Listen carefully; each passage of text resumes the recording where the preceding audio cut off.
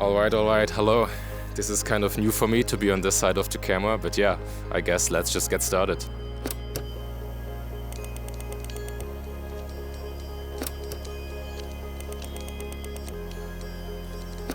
I used to care about the environment, then I stopped. Not because I wanted to, but because it felt pointless. But let's rewind.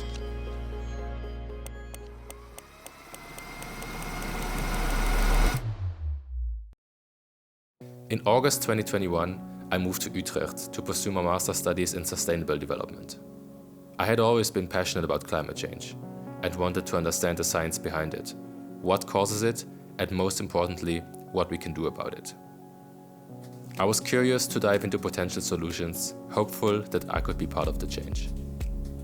But over time, that hope started to fade.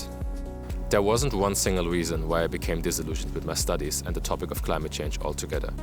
It was a time when I was struggling mentally and just wasn't doing well overall. At the same time, I started to take videography more seriously. What had once been just a hobby became something I could actually see myself doing in the future.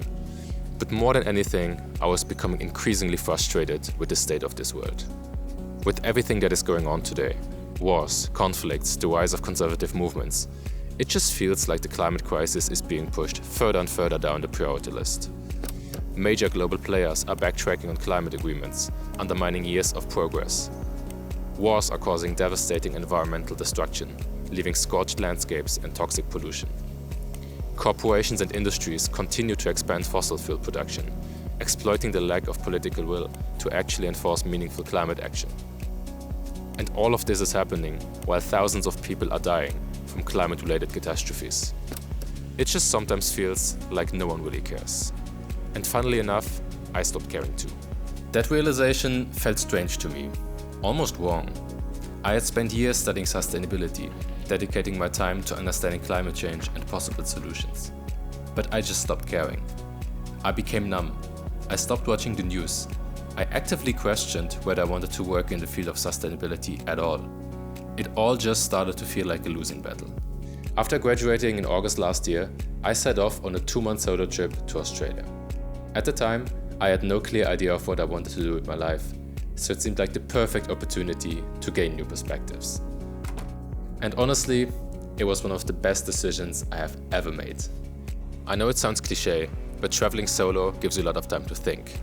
Time to reflect on past decisions, on challenges that you have faced, on broken relationships, on your place in this world. When I boarded my flight to Australia, I felt guilty about my carbon footprint. I felt bad about the environmental impact of my trip. But the more I thought about it, the less I cared. At some point, I convinced myself that the whole idea of everyone can make a difference was just not true. It's hard to fight for a future when it feels like we're already losing. And I wasn't alone in feeling this way. I had countless conversations, both on my trip to Australia, but also back at home, with people who shared the same sense of helplessness. And there's a specific term for this feeling. It's called climate anxiety. It's that overwhelming fear about the future of our planet, the stress, the frustration, even the grief that comes from watching the climate crisis unfold and just feeling powerless to stop it. And it's something more and more people, especially young people, are struggling with. It's not that I didn't care about the planet. I did care. It's just that I couldn't see a positive way forward anymore. That's when I made a choice. Instead of forcing myself into a career in sustainability, I decided to pursue what truly excited me: filmmaking. I found my passion. It's that internal drive, the kind that makes you want to get up in the morning and pursue what feels right. And I feel lucky. Some people look for their passion their entire lives. Some people never find it. So, I took the leap.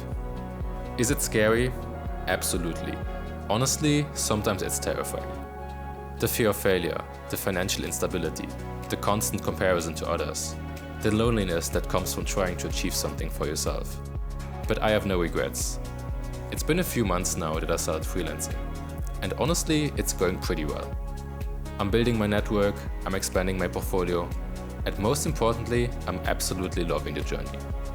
But lately, I've been wondering, what if I could do both? What if I could use my passion for videography to help alleviate climate anxiety? If there is one thing that I've learned from my studies in sustainable development, it's this: We already have all the tools necessary to fight climate change. Crazy, right? There's incredible solutions out there, things I had never even heard of before starting this program. And that is exactly the problem. Why has no one ever heard of these solutions? Unless you work in the field of sustainability, chances are you've probably never come across concepts like carbon capture and storage or aquaponics. And that's what I want to change. That's where I see myself contributing.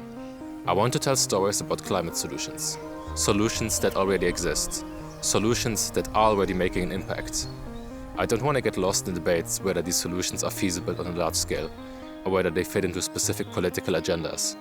I just want to highlight what is working and raise awareness about the fact that change is indeed possible. As someone who has personally experienced climate anxiety, I truly believe that this is an important step towards shifting the narrative, towards spreading more hope. I used to care about the environment. Then I stopped. Not because I wanted to, but because it felt pointless. But maybe I was looking at it all wrong.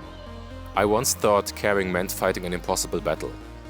Now, I see that caring can also mean telling the right stories. Stories that spark curiosity, stories that inspire action, stories that remind us that there's actually still something worth fighting for. So if you, or someone you know, are working for an environmental startup, if you have an innovative idea, if you're part of an NGO, a research group, an institution that tackles climate change and climate solutions, let's work together and share those stories. Because maybe the problem was never that I stopped caring. Maybe I just needed to care in a new way.